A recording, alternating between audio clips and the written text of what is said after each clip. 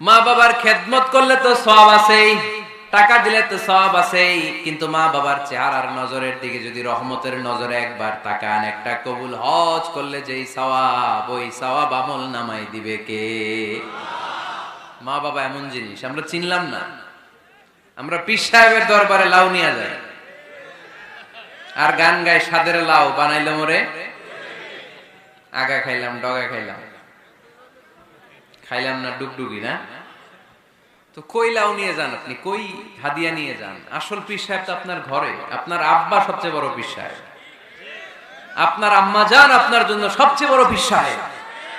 গোটা বিশ্বের সব পীর সাহেব যদি 50 বার করে কোরআন খতম দিয়ে এক গ্লাস পানির মধ্যে ফু দেয়, আর আপনার আব্বা শুধু বিসমিল্লাহ বলে যদি এক গ্লাসের পানিতে ফু দেয়, ওই গ্লাসের পানির ফুটা আল্লাহর কাছে কবুল হয়ে যাবে।